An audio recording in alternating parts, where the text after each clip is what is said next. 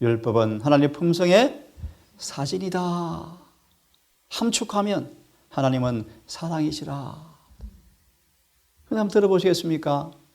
선하고 거룩한 율법이 어찌 내게 사망이 되었느냐? 죽게 하는 것이 되었느냐? 좀 더 공부하겠습니다. 또 율법 어떤 표현이 있죠? 따라하세요. 율법은 우리를 자유케 하는 법이다. 그래서 자유로운 율법, 자유의 법. 예를 들면 출애굽기 15장 26절의 말씀처럼 우리가 그분의 계명대로 살면 질병은 관계없어. 병원과 무관해. 약 평생 상관없어. 질병으로부터 뭐가 와요? 자유. 그죠? 근데 거짓말이 만들어졌는데 율법은 우리를 구속하는 거야. 사탄이 거짓말을 지어냈어. 율법은 뭐라고 살아가? 황금, 청량, 막대기만 기억해. 때리는 걸 좋아하니까. 또요 뭐요? 성소의 절, 또 보호의 울타리, 또요 품성의 사진, 또요 자유케 하는 율법, 또 뭐 율법이? 생명의 율례다. 율법을 뭐로 표현해요? 생명의 율례다. 그렇게 표현해요. 표현이 꽤 많죠? 자, 우리 그럼 함께 공부를 해보겠습니다. 하나님의 율법이라는 제목으로 공부할 텐데 오늘 제목이 뭐냐 하면 따라하세요. 교사로서의 율법. 이게 무슨 말씀이죠? 자, 갈라디아서를 펴시기 바랍니다. 갈라디아 3장 24절, 25절을 펴세요.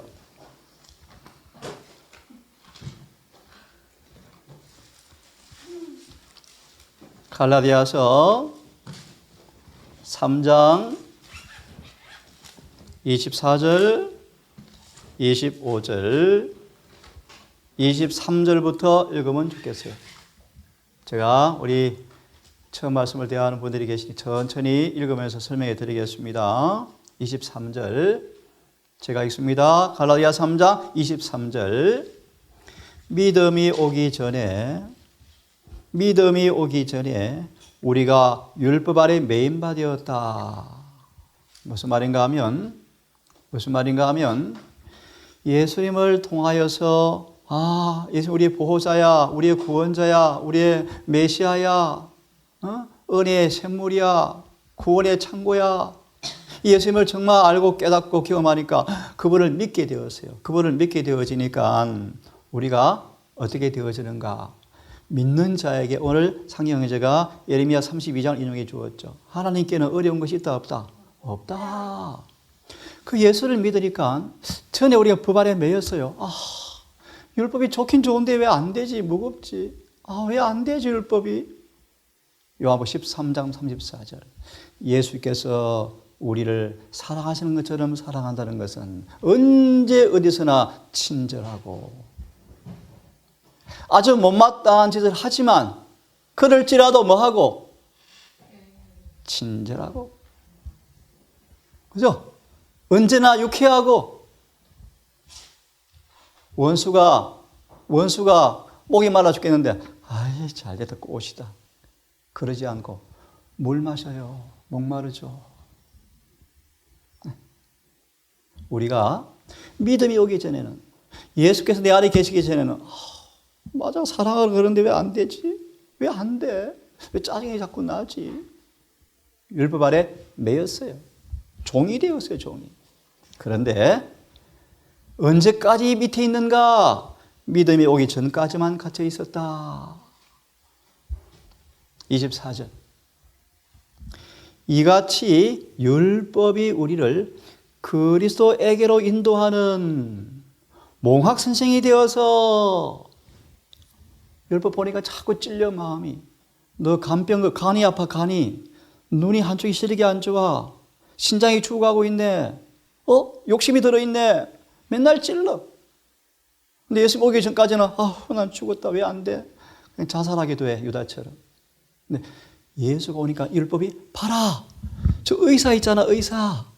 이런 말이에요. 몽학 선생이 되어서 그런 말이에요. 그래서 율법은 우리를 예수께로 인도하는 뭐다? 모학 선생이 되어서 율법 앞에 가니까 나 병 걸렸대. 의사가 필요하대. 라는 몽학 선생이라 그런 뜻이요. 이해되셨죠? 자, 다시 읽습니다.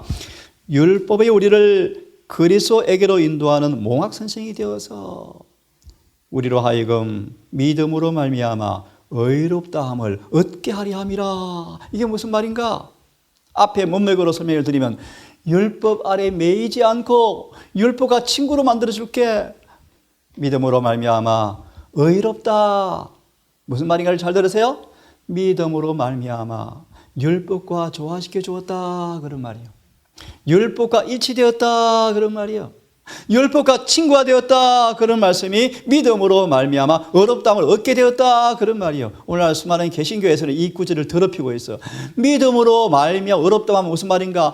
율법은 못 지키는 거야. 그러니까 예수 믿으면 구원받아 의롭다 해주신대. 이 거짓말이 그것이 아니고 믿음으로 말미암아 믿는 사람들은 율법 아래 매인 상태에서 율법과 뭐 시켜준다는 거 이제 조화시켜준다. 일치시켜준다. 율법을 지키게 만들어준다. 방금 말했어요. 원수가 내 몸처럼 사랑스러워지는 거예요. 욕심이 없어지는 거예요. 이기심이 뿌리째 잘려나가는 거예요. 예수님처럼 빌립이 한 움큼의 밥이 있는데 아들과 함께 먹으면 굶어 죽어야 돼 이제. 굶어 죽어. 그때 하나님께서 엘리야를 보내가지고 여인아 나 밥 좀 줘. 성령께서 여인아 말씀대로 순종하고 내 이웃을 내 몸처럼 사랑하면 하나님께서 책임져 줄게. 나는 약속을 미리 주었어. 근데 실천해 봐야지. 경험해 봐야지. 엘리야가 딱 와서 밥 주세요. 배고파요. 한 움큼의 밀가루와 한 방울 기름으로 빵 구워서 먹으면 죽는데 이제 그거 달래. 사라밧 과부는 말씀에 의지해서 자기보다 이곳을 내 몸처럼 사랑했어. 기름으로 빵을 만들어서 주었더니까 기근이 끝낼 때까지 밀가루와 기름이 안 떨어졌더라. 성경은 말하기를 사라밧 과부 속에 성령이 계셨다. 그는 율법을 지켰다. 이게 24절의 말씀이에요.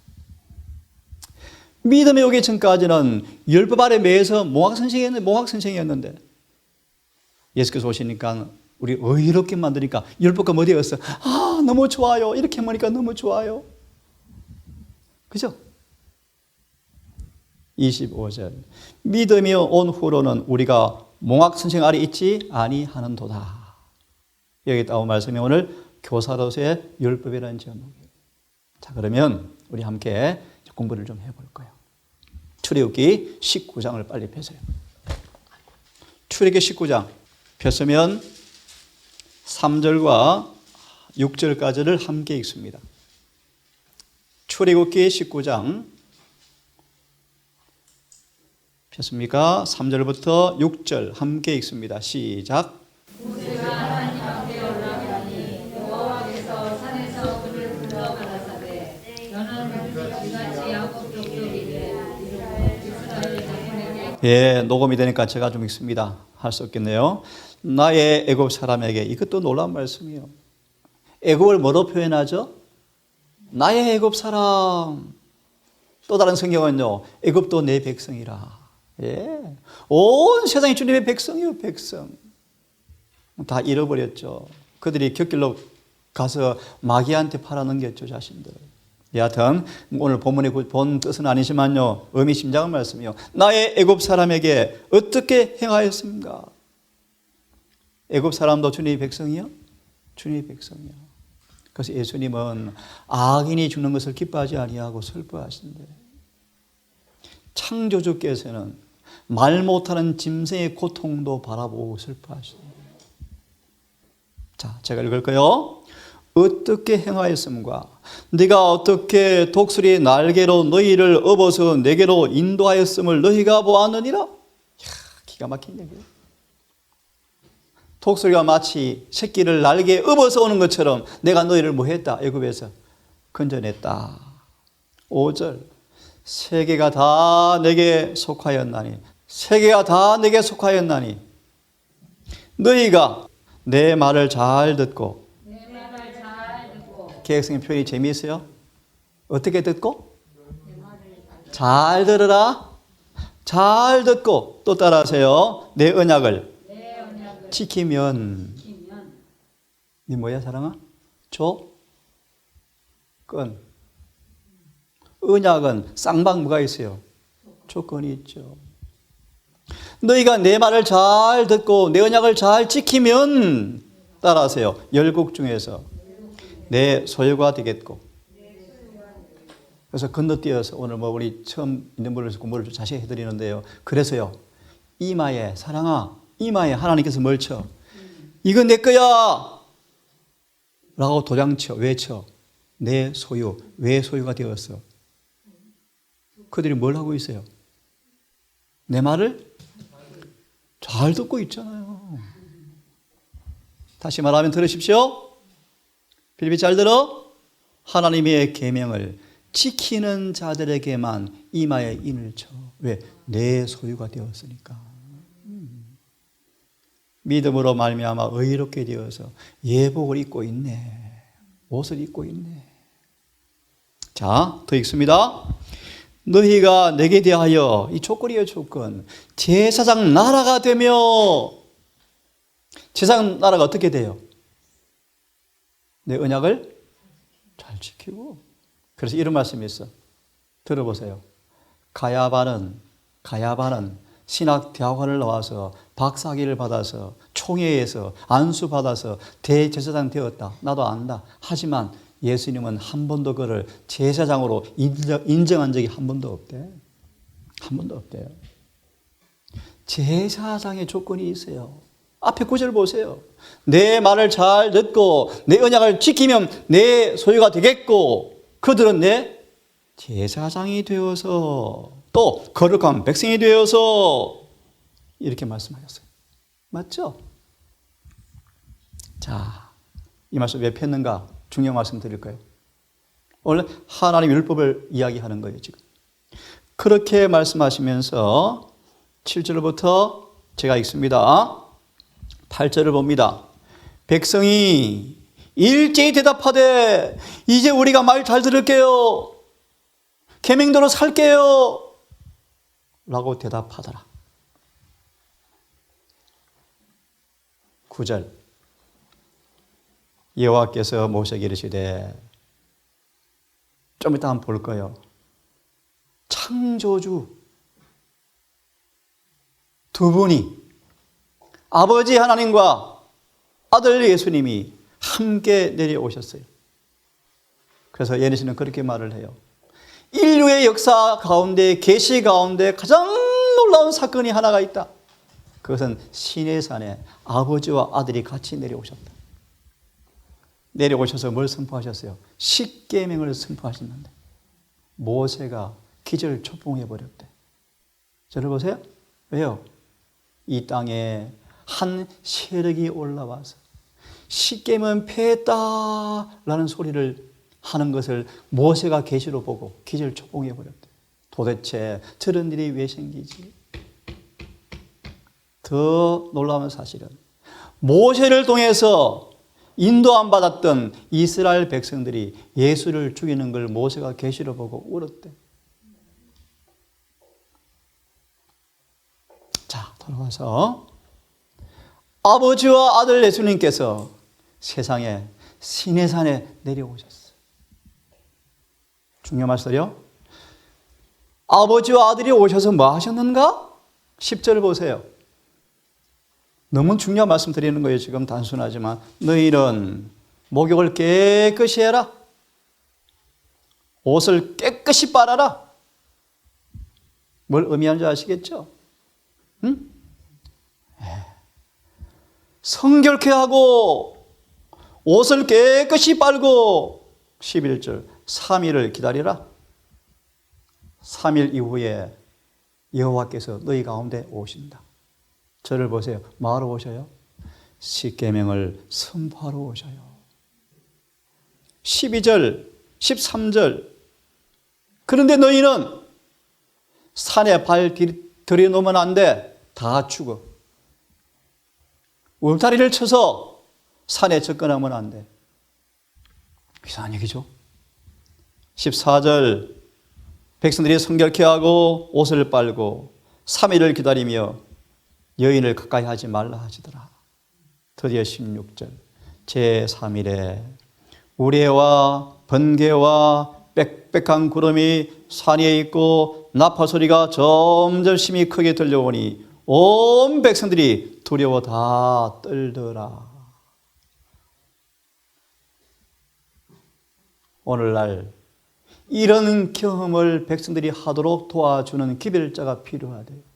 두려워 떨게 만들어 주어서 회개시키는 기별자가 필요하대요. 자, 여러분, 하나님의 율법이 있으면 선포되려고 해서 십계명이 선포되려고 그래요. 우레와 번개와 내성과 지진과 나팔 소리가 천지를 진동해. 시간 없어서 못 펴겠는데 보좌와 선자를 펴보면 이스라엘 백성이 질급하고 기급하고 다 도망가 버려요. 저를 보실래요? 이 장면은 예수의 재림의 전조의 전조.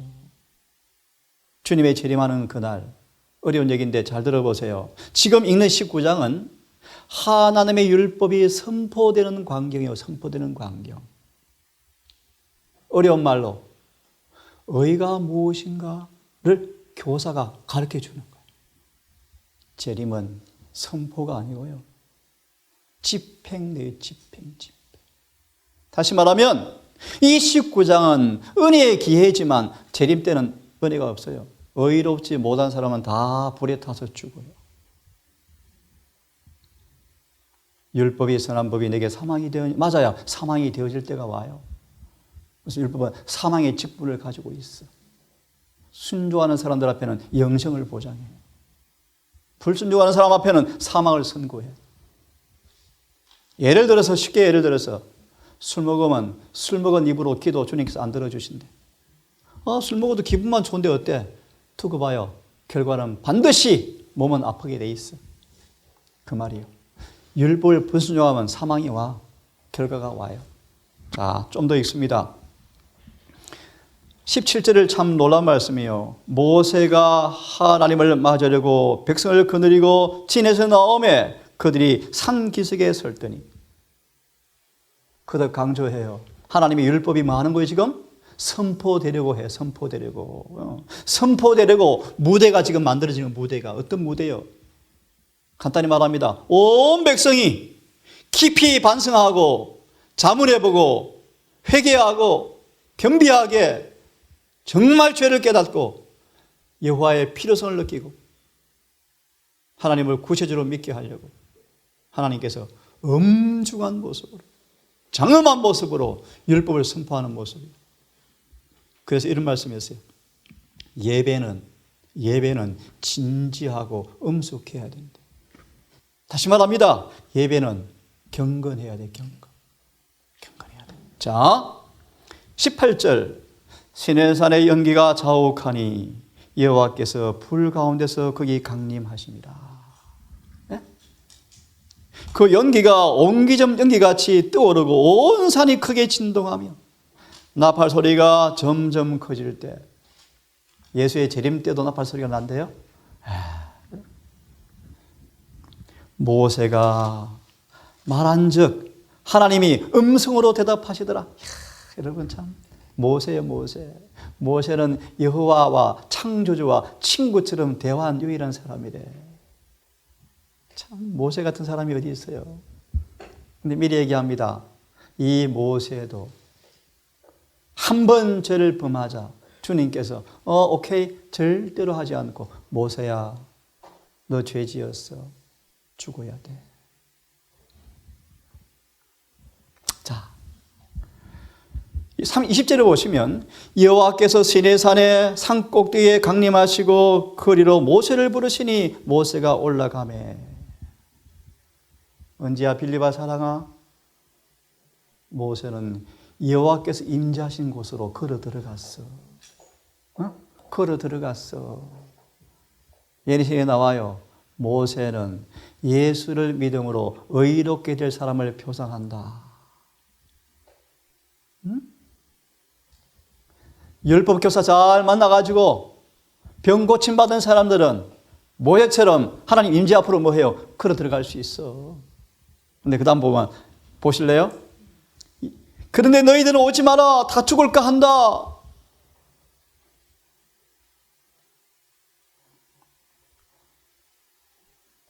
아무도 올라올 수가 없어요.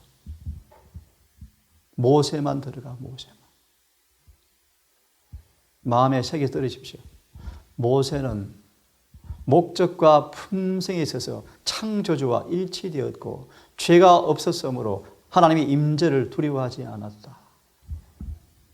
네? 모세. 고고 3장 18 전후문맥 주석해 보세요. 그도 말하 모세의 상태는 예수를 믿음으로 말미암아 얻을 축복을 받은 사람을 예시한다. 수많은 사람들은 나 살려라 도망가는데 모세는 착 걸어 들어가요. 로마서 5장 1절의 말씀이요. 자, 20장 드디어 십계명이 선포되어져요. 그죠? 결론 있고 주석 몇 개 보고 오늘은 마무리하려고 그래요. 우리 그냥 일반적인 말씀만 좀 드렸어요. 20장 드디어 십계명이 막 선포돼요. 18절 20장 18절 펴세요. 자, 펴세요. 18절 뭇 백성이 우레와 번개와 나팔 소리와 산의 연기를 본지라 그들이 몰 때 멀리 서서 도망가가지고 모세가 이야기해. 모세가 하나님 그만 말씀하게 해주세요. 그분 음성이 들리니까 죽을 것 같아요. 심장이 멎을 것 같아요. 홍해를 건넜고 열지양을 건넜고 홍해를 건넜던 만나를 먹었던 이스라엘 사람들이 혼비백산 다 도망가. 왜죠? 간단히 말합니다. 몸은 애굽에서 나왔는데 마음은 아직 애굽 사람이야. 오늘날 그런 교인들이 꽉 찼어요. 그런 말이에요. 몸은 교인인데 양복 입고 사랑이처럼 예쁜 교복 입고 교회에 앉아 있는데 마음은 세상 사람이야. 그런 뜻이에요. 모세가 백성에게 말하되 두려워 말라. 하나님의 강림하심은 너희로 시험하고 너희로 경외하여 범죄치 않게 하려 함이라. 21절 이것도 두 무리를 상징한대요. 백성은 멀리 섰고 모세는 하나님이 계신 암흑 속으로 가까이 가니라. 두 무리를 상징해요. 백성은 뭐야? 하나님의 의를 견딜 수가 없어. 율법 앞에 설 수가 없어. 모세는 가까이 갔다.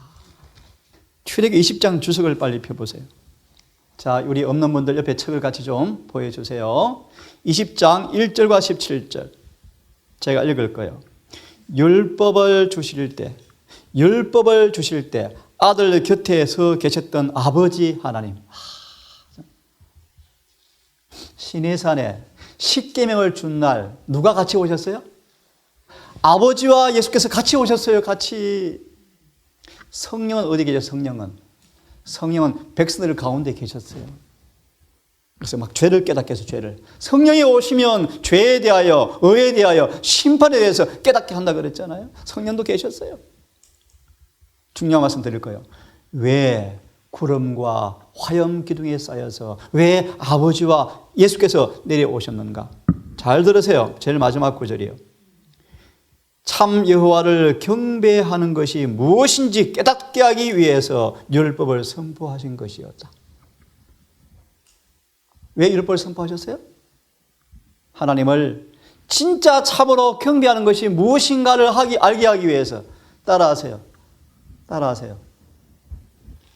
사람이 계명을 지키지 아니하면 다 거짓 경배니라. 거짓 경배. 왜 십계명을 선포했어요? 참다운 경배가 무엇인가를 알려주려고. 그럼 참다운 경배는 뭐예요? 그분의 계명을 지키는 게 참다운 경배예요. 산상본 55페이지. 그분의 계명을 지킨다는 것은 예수의 품성을 재현시키는 것이다. 네?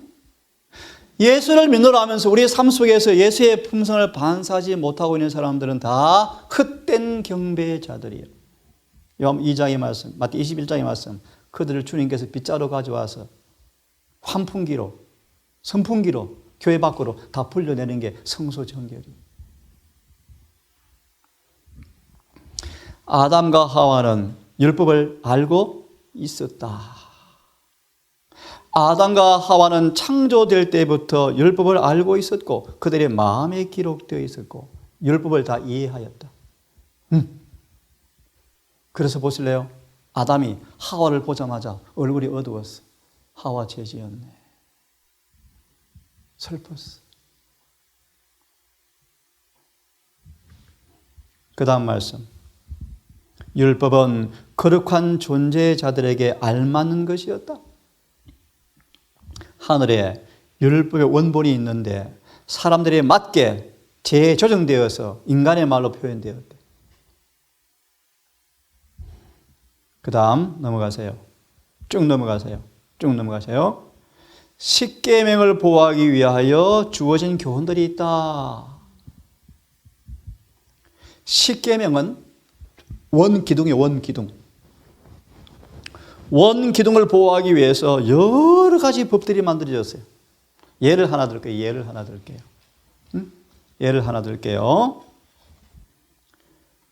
십계명 가운데 살인하지 말라라는 계명을 더 잘 이해하도록 살인하는 것이 뭔가를 자세한 민법과 형법으로 만들어 주었어요. 예를 들어서 살인하지 말라. 나 사랑의 누나 칼로 안 죽였는데? 그 십계명을 뭐가 살인하는 거야? 이거야. 자세하게 풀어주는 율법들이 엄청 만들어졌어.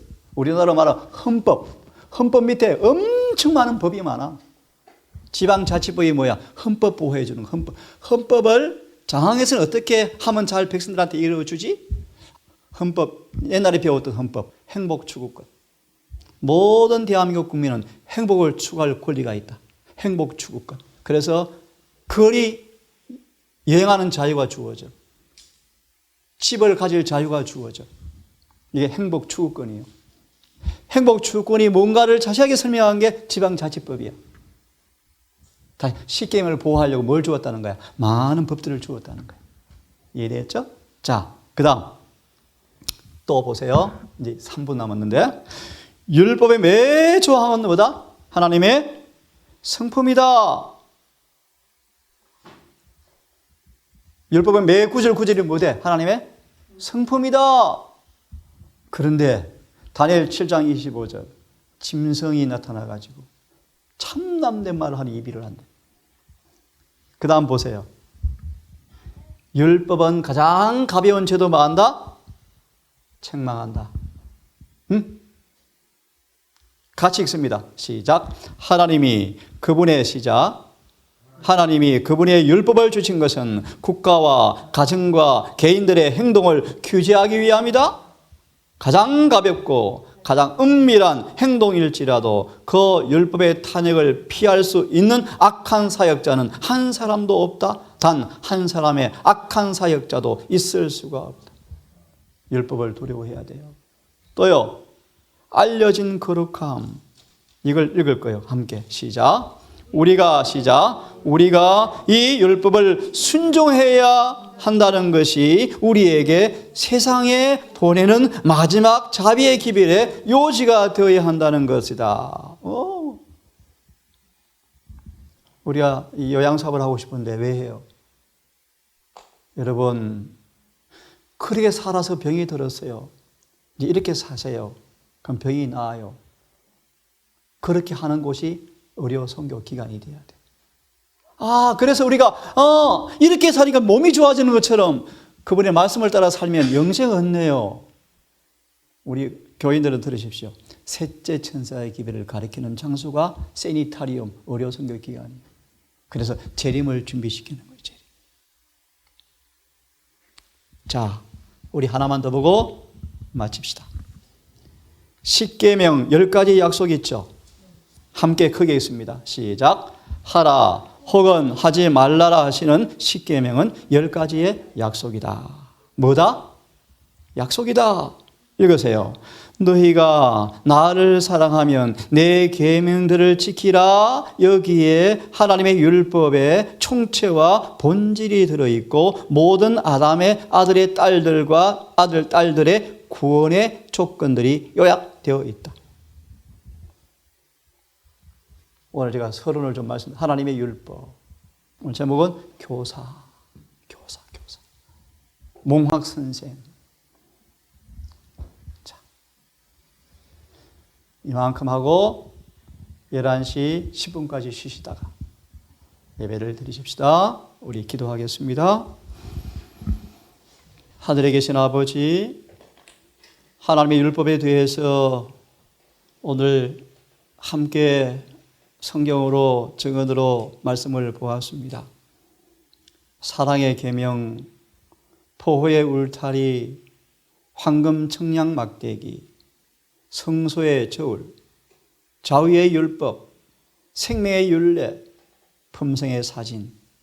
이 율법이 우리에게 어떤 의미인지 깊이 깨닫고 예수를 믿음으로 말미암아 율법과 조화되어지는 복음을 경험하게 하셔서 다시는 병들지 않고 다시는 아프지 않고 죄 범하지 않고 너의 울타리 안에서 기뻐 뛰며 노래하며 구원을 경험하는 모두가 될 수 있도록 우리를 인도해 주시옵소서. 예수님 이름으로 기도합니다.